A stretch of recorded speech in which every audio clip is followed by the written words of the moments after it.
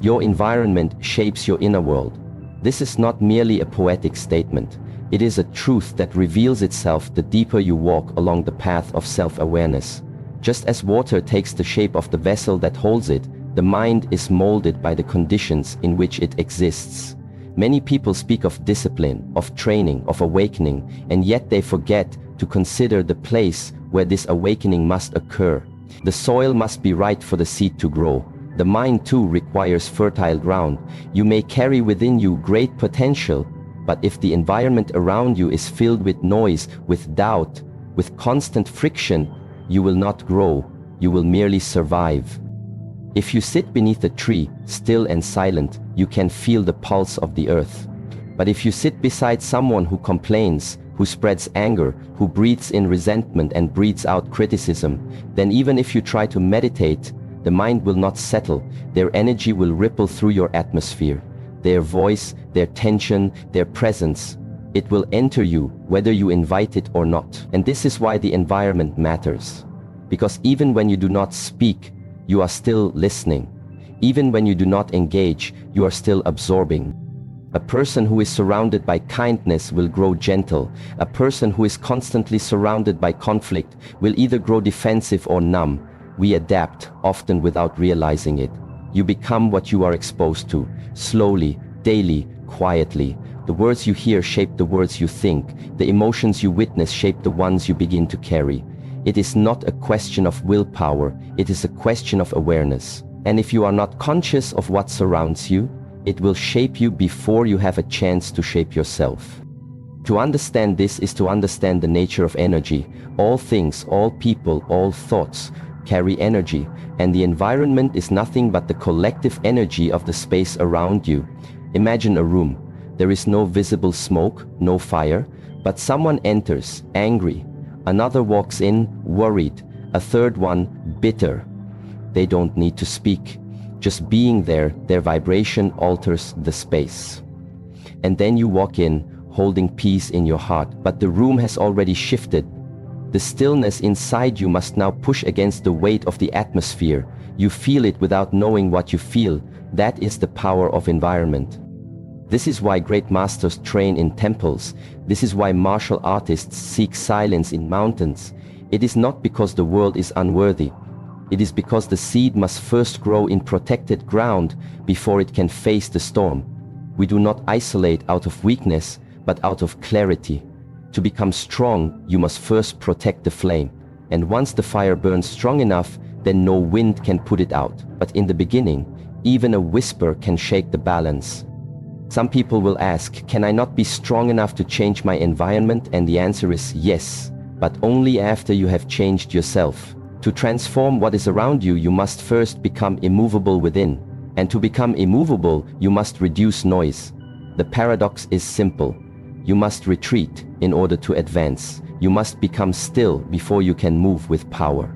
And you cannot become still when you are surrounded by chaos. Therefore, the first step is not action, the first step is selection. What you choose to allow near you, this is the beginning of the path. People often underestimate the subtlety of influence. They believe that toxic people are easy to detect. But toxicity does not always shout. Sometimes it whispers. Sometimes it hides behind humor, behind politeness, behind concern. A person who constantly brings your attention to fear, who always reminds you of your weaknesses, who doubts your journey, who interrupts your silence with their noise. This person is not evil, but they are dangerous to your evolution. And when you continue to stand near a storm, eventually you get wet. Every choice you make reinforces a signal to your own mind. When you stay in a toxic environment, the mind receives a message. This is acceptable. This is home. And then it begins to build defenses, not from strength, but from adaptation. You become someone who survives instead of someone who thrives. You build armor instead of wings. You grow calluses instead of clarity. The way back from this is long. It requires that you not only remove yourself from the environment, but also undo what it has already shaped inside you. This is why prevention is wisdom. You don't wait until the water is poisoned to start caring about the source. You protect the stream before it is touched. In the same way, you must be vigilant about your space. Who walks into it? what words are spoken in it, what emotions are allowed to echo through it. Your space is sacred, not because it is perfect, but because it is where your future self is being built. Every moment you spend in a toxic atmosphere is a moment your true self is delayed. It is better to be alone than to be surrounded by distortion. Silence heals.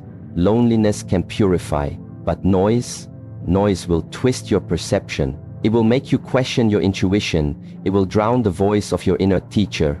That is the greatest danger of toxic environments. Not that they hurt you, but that they make you forget who you are. They blur your reflection. You begin to see yourself through the eyes of people who have not seen their own truth. And so your walk becomes crooked, not because you lack discipline, but because you followed the wrong map. To reclaim your path, you must reclaim your environment. This is not always easy. Sometimes the toxic person is a friend, a family member, someone with whom you share history. But the path does not ask you to be loyal to the past. It asks you to be loyal to your growth. You can love someone from a distance. You can carry compassion in your heart and still choose to protect your mind. Boundaries are not walls, they are lines of wisdom. They say, this is how far your influence can go.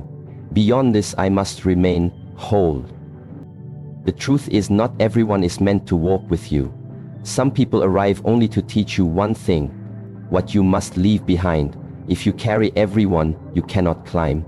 If you try to hold on to what you have outgrown, you will suffer.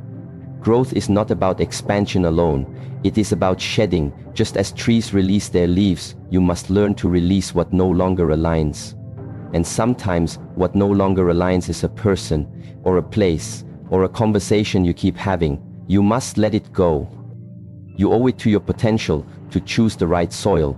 The seed does not apologize for needing light. The flower does not beg the shade to change. It simply turns toward the sun, and so must you. Do not wait for the toxic environment to transform. Do not argue with it.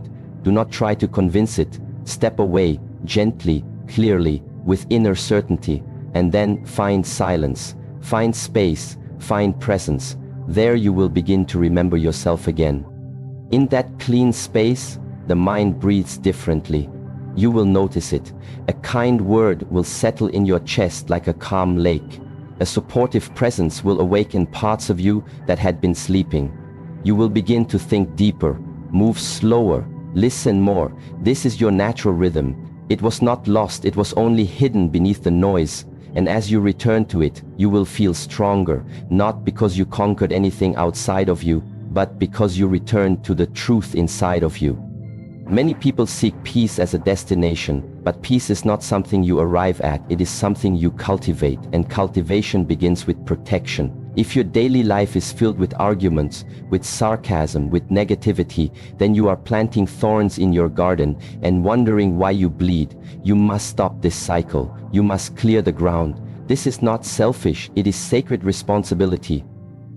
Some people will misunderstand. They will say, you've changed, and they will be right. Because to stay the same, to stay in what weakens you, is not virtue, it is fear.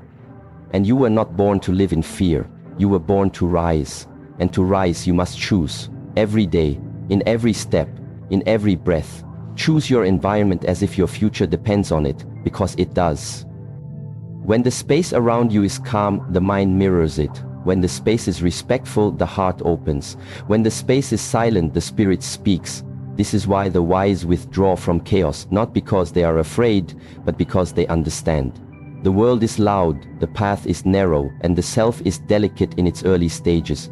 Protect it, then strengthen it, then share it, but never at the cost of losing it again. Your environment is not just physical, it is energetic, it is emotional, it is vibrational. Choose carefully. What you allow around you will soon become what grows within you. Choose stillness, choose clarity, choose kindness, and walk away from anything that clouds your sky. Because you deserve light. Energy is not a concept, it is life itself. It is not something abstract. It is not a theory to be debated in philosophical rooms. It is not an idea you can accept or reject. It is real, it is immediate, it is invisible, but it is felt. And whether or not you are conscious of it, energy is being exchanged in every encounter, in every word, in every shared silence. That is why you must understand it, because what you do not understand, you cannot protect. And what you do not protect, you risk losing. Many people walk through life unaware of this. They wake up tired and they think it is only the body, but it is the spirit that is drained. They speak with someone and leave the conversation feeling smaller, weaker, more confused, and they believe it is their fault. But it is not always inner weakness that causes inner disturbance. Sometimes it is unguarded openness. When you allow everything and everyone to touch your energy without filter, you begin to erode your own center. Like a tree with no bark, you become exposed to all weather. You must learn to feel the subtle. When you enter a room, notice your breath.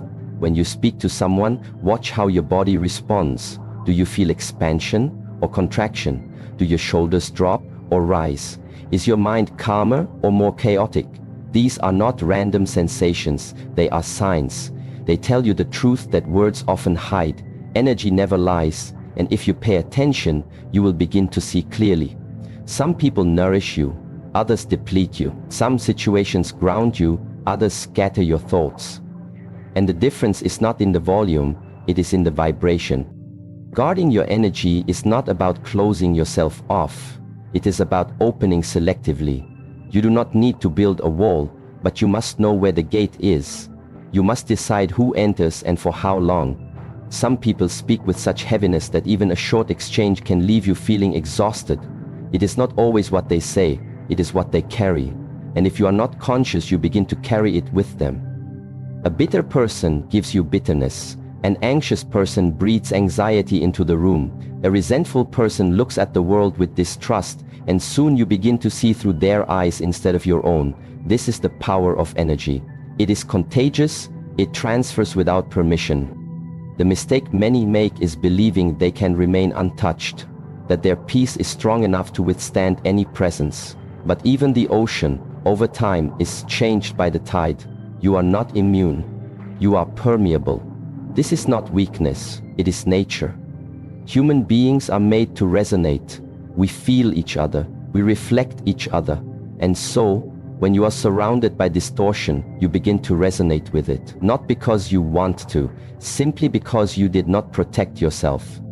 Think of your mind as a clear lake, still, reflective, peaceful. Now imagine someone throwing a stone into it. The ripples move across the surface. That is a single interaction. Now imagine someone throwing stone after stone, day after day. The lake never becomes calm, even if it wants to, even if it was once still. This is what happens to your mind when you do not guard your energy. The stones may not be yours, but the ripples are. And over time you forget the original stillness. To guard your energy, you must become aware of your boundaries. Not the ones others cross, but the ones you forget to hold. You must know when to listen and when to step away, when to give and when to retreat, when to be present and when to be absent, because your energy is not infinite, it is sacred, it is fuel, and you cannot offer it endlessly without cost.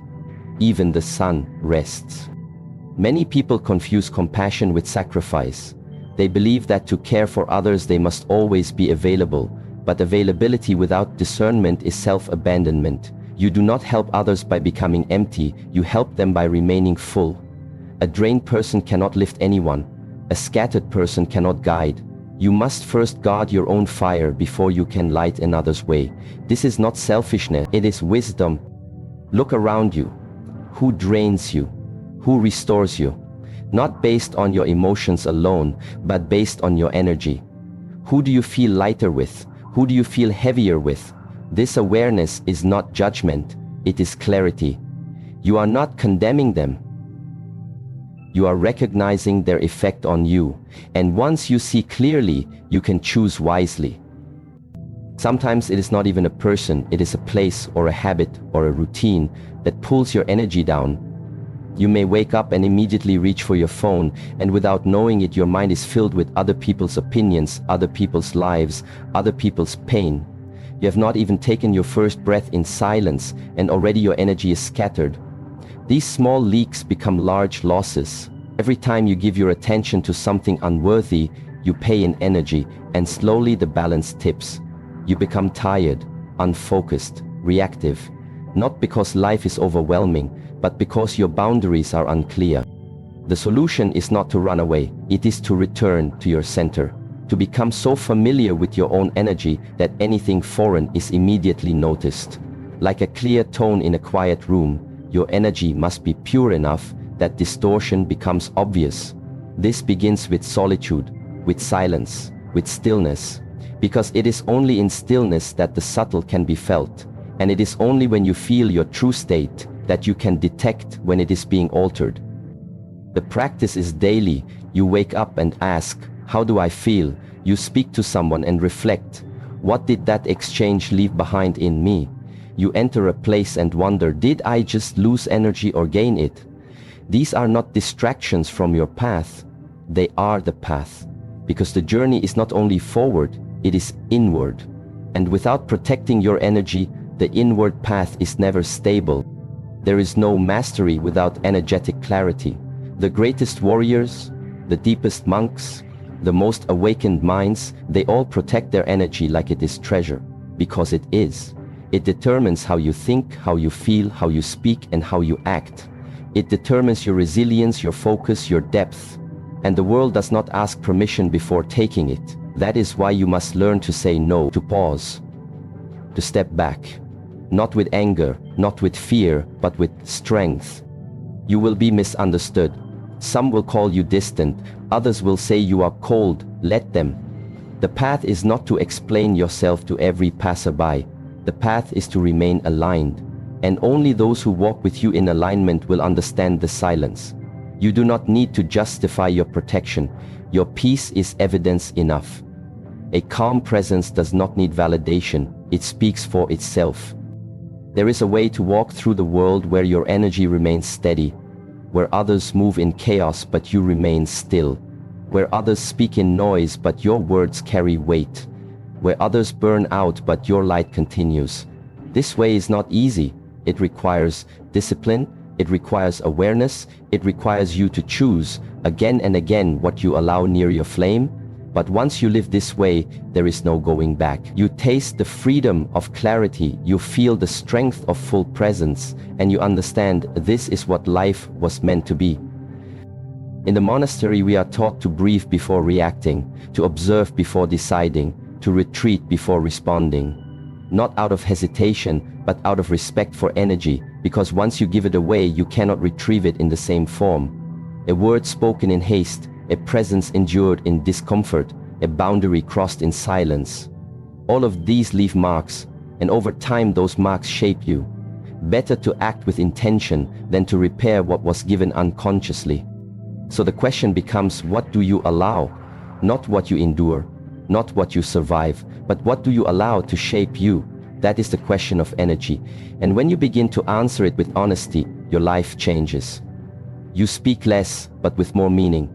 You show up less often, but with more presence. You do less, but with more impact. This is the power of guarded energy. It concentrates your being. In a world where everyone is leaking energy through distraction, through drama, through fear, your stillness becomes your power. Your calmness becomes your shield. Your clarity becomes your compass. And those who recognize it will feel it. They will not need explanation. They will not ask you to change, because they too are walking the same path.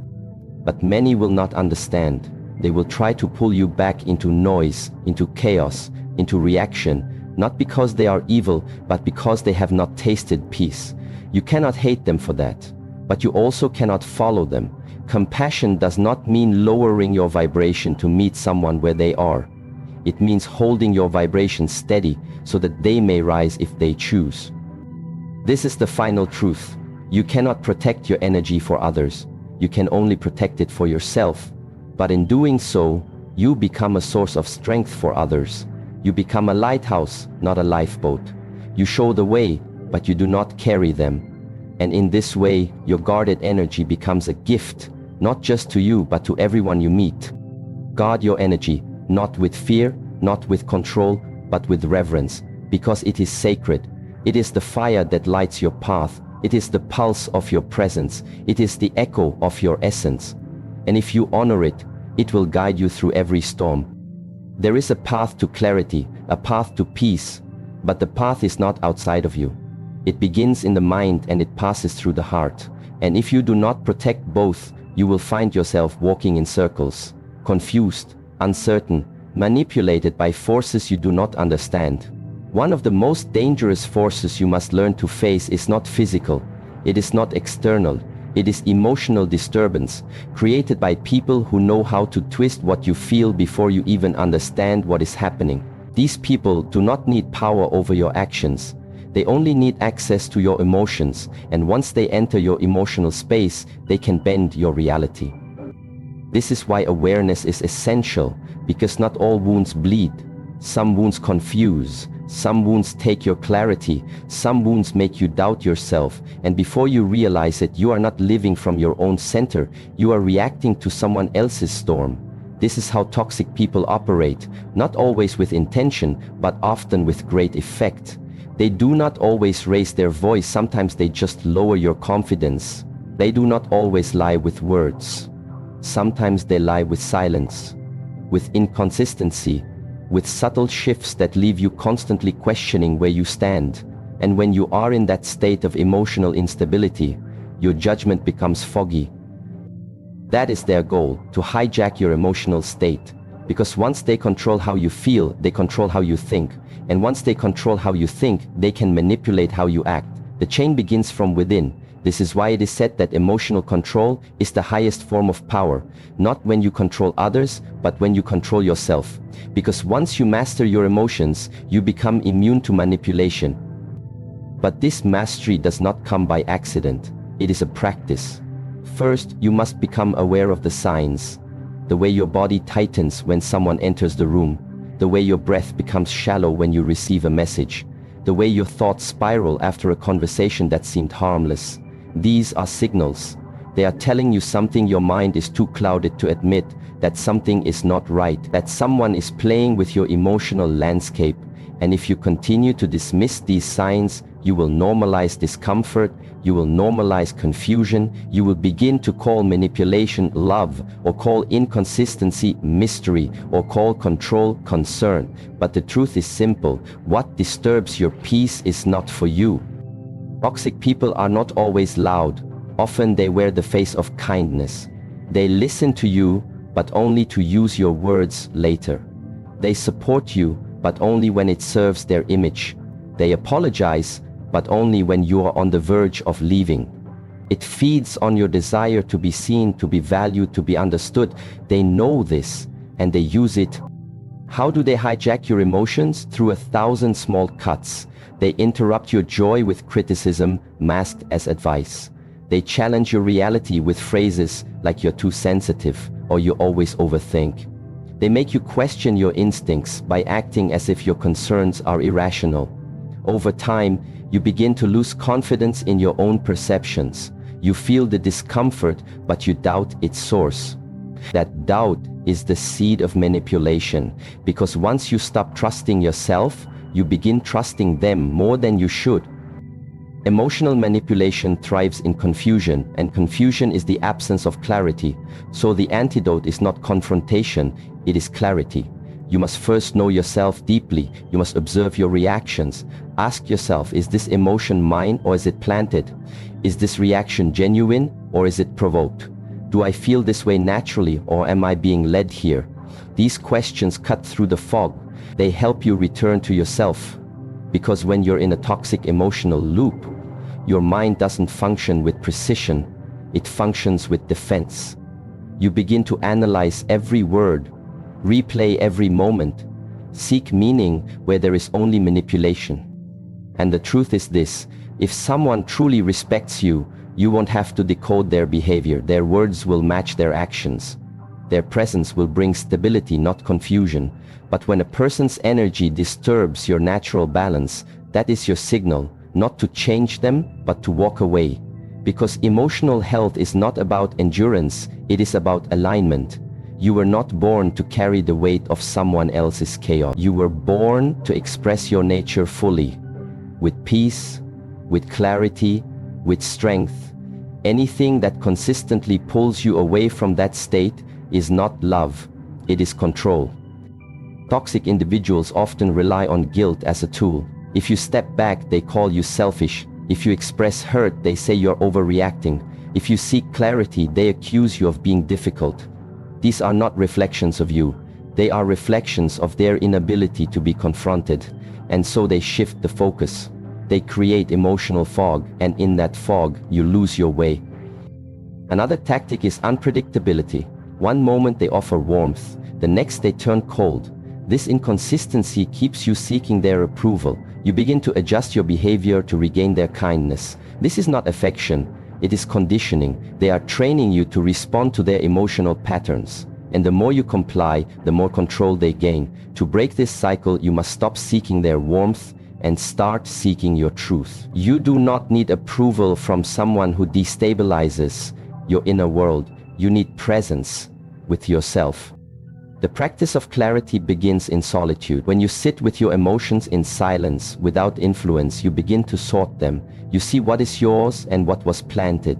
You see where your energy flows freely and where it is trapped. And once you see clearly, the illusion breaks. You no longer chase understanding from the person who confuses you. You stop explaining yourself to someone committed to misunderstanding you. You realize peace is not found in being accepted by everyone. It is found in no longer needing their acceptance. And then you begin to walk differently. You listen but with boundaries. You feel but with awareness. You connect but with strength. This does not mean you close your heart. It means you protect it. Because when your heart is unguarded, anyone can write on it. When your mind is unguarded, anyone can take root in it. And toxic people plant seeds of doubt, fear, dependence. But you have the power to say no, not only with your words, but with your presence. You have the right to walk away from any interaction that disturbs your inner clarity. Many fear this decision. They ask, but what if I'm wrong? What if they change? What if it's me? These are the questions that keep you bound, but a simple truth remains. Even if they change, your peace matters more. Even if you are partially responsible, your clarity is still the priority. And even if you love them, love does not mean tolerance of toxicity. Real love does not erode you, it expands you. So if someone's presence consistently makes you feel anxious, unsure, lesser, pay attention. If you find yourself defending your boundaries more than living in them, pay attention. If you constantly feel the need to explain your value, pay attention. These are not signs of connection, they are signs of emotional entrapment. And the sooner you recognize this, the sooner you reclaim your power. Your emotional state is sacred. It is not a tool for others to twist. It is the compass of your being, and only you should have the authority to guide it. But guidance requires presence. You must be here, fully, not living in reaction to someone else's behavior, not calculating how to please or appease, but centered in your own stillness. That stillness is your strength. From it you see clearly. From it you decide wisely. When you no longer allow others to hijack your emotional state, you begin to live from choice, not compulsion. You speak when it is true, not when it is expected. You love from fullness, not from need. You walk away not with bitterness but with clarity, and this clarity cannot be taken from you because it was never dependent on them. It was cultivated within. The way forward is not war, it is withdrawal from distortion. The way forward is not resistance, it is the restoration of peace within. Toxic people cannot survive in clarity. Their power fades when you no longer respond, when you no longer justify, when you no longer participate in the emotional theater. They seek reaction, not resolution. So, when you become silent, not from suppression but from wisdom, they lose access, and you return home to yourself. And there, in that inner home, there is space. Space to breathe, space to feel, space to live without constantly defending your right to exist in peace. That space is sacred. Protect it. Not with walls, but with awareness. Not with fear, but with inner strength. Because when your emotional state belongs to you again, your life belongs to you again. To walk slowly, feel deeply, trust quietly, and when your peace begins to fade, pause and ask, What am I allowing into my space? Not everything that enters is meant to stay, and not everyone who speaks is meant to be heard. Let clarity guide you. Let peace lead you. Let strength support you. This is the way of presence, the way of truth, the way of the unshakable mind.